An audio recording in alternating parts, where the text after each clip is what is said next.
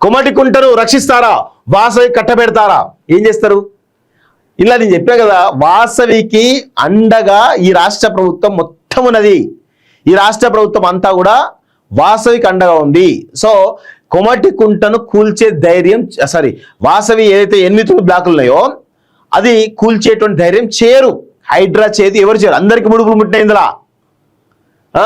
3 నెలల్లో రీసర్వేకు హైకోర్టు ఆదేశం. గతంలో 3 సార్లు జాయింట్ ఇన్స్పెక్షన్స్, 2 సార్లు ఆక్రమణలు నిర్ధారించిన ఆఫీసర్లు, మరోసారి అసలు ఆక్రమణలే లేవని నివేదిక.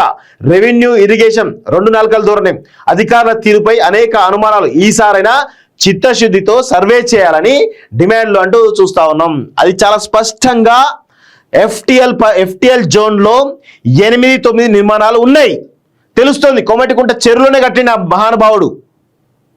సో దాన్ని కాపాడుతున్నది ఈ రాష్ట్ర ప్రభుత్వం. మేము హైడ్రా పేరిట ప్రభుత్వ భూములు రక్షిస్తాం, చెరువులు రక్షిస్తాం, పార్కులు రక్షిస్తాం, అన్ని రక్షిస్తాం అని చెప్పేసి బడా కంపెనీల దగ్గర డబ్బులు తీసుకొని అమ్ముడు పోయినటువంటి చిల్లరగాళ్ళు వాళ్ళకు అండగా నిలుస్తూ ఉన్నారు.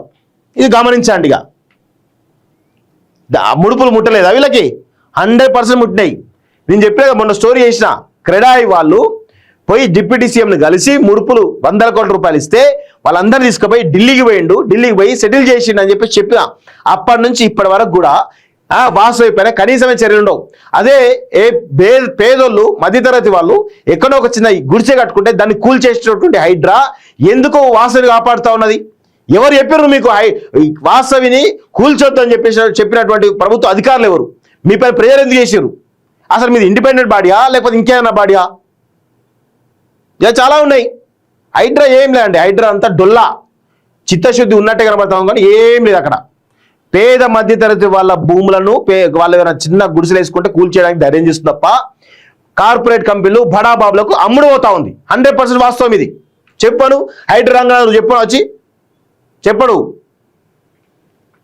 ఏమనంటే అది కోర్టులో ఉంది, కీట్లో ఉంది అంటే కూల్చేసేటప్పుడు అంటే అందరికీ కోర్టు కేసులు ఉన్నప్పుడే కూల్చిరు. ఏమన్నా సడన్ పోయి కూల్చలేదా? మేడ్చల్ మల్కాజ్గిరి జిల్లా బాచుపల్లిలో వాసవి అర్బన్ పేరిట నిర్మిస్తున్నటువంటి హైరైజ్ అపార్ట్మెంట్లపై రెవెన్యూ ఇరిగేషన్ అధికారులు వ్యవహరిస్తున్నటువంటి తీరు చర్చనీయంగా మారింది. కొమటికుంట చెరువు ఎఫ్టిఎల్ బఫర్ జోన్ లో నిర్మాణాలు ఉన్నాయని జాయింట్ ఇన్స్పెక్షన్ చేసి నిర్ధారించిన అధికారులు మరోసారి అసలు ఆక్రమణలే లేవని నివేదిక ఇవ్వడం అనేక అనుమానాలకు తావిస్తున్నది. ఈ నేపథ్యంలో బీజేపీ మాజీ నేత ఆకుల సతీష్ హైకోర్టు ఆశ్రయించడంతో న్యాయస్థానం ఆదేశాల మేరకు హైడ్రాతో కలిసి 4వ జాయింట్ సర్వేకు అధికారులు సిద్ధమవుతున్నారు. ఈ నేపథ్యంలో వాసవి నిర్మాణ సంస్థ విషయంలో 100% వాస్తవం అండి ఇది. పాప ఆకుల సతీష్కు చాలా పెద్ద ఎత్తున ముడుపులు అంటే ఆయనకు ఆఫర్ చేశారు, అయినా కానీ ఆయన తీసుకోలేదు. చాలా నిజాయితీగా దీని గురించి కొట్లాడుతున్నారు. నిజంగా అలాంటి వాళ్ళకు మనందరం కూడా హ్యాట్స్ ఆఫ్ చెప్పాలి ఫస్ట్ ఆఫ్ ఆల్.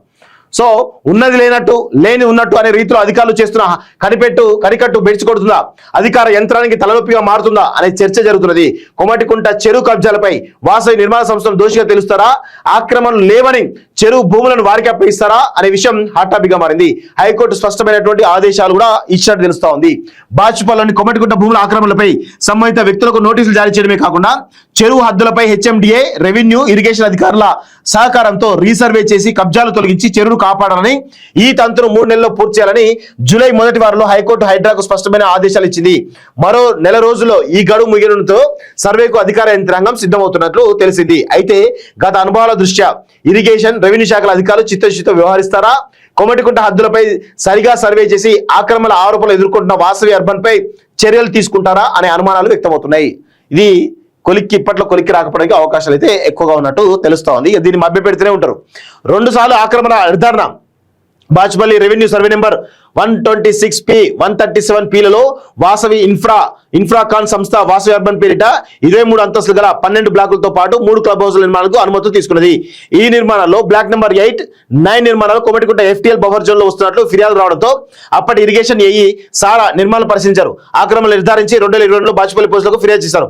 పలుమార్లు నోటీసులు ఇచ్చినా చెరువు భూముల్లో నిర్మాణాలు ఆపకపోవడంతో అప్పటి నిజాంపేట కార్పొరేషన్ కమిషనర్ రామకృష్ణరావు 2023లో మరోసారి పోలీసులకు ఫిర్యాదు చేశారు. అనంతరం 2023 ఫిబ్రవరి, 2023 ఏప్రిల్ 25, సెప్టెంబర్ 21న వాసవి కన్స్ట్రక్షన్ ఆక్రమణపై రెవెన్యూ ఇరిగేషన్ అధికారులు జాయింట్ ఇన్స్పెక్షన్ చేశారు.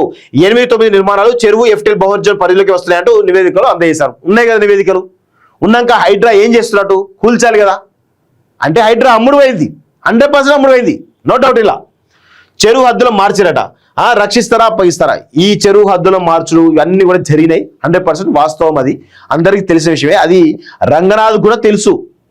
ఈ చెరువులోనే ఈ 2 బ్లాకులు చెరువులో ఉన్న విషయం రంగనాథ్ కూడా తెలుసు. తెలిసే అమ్ముడు పోయిందా అనేటువంటి అనుమానాలు కూడా మాకు బలంగా ఉన్నాయి.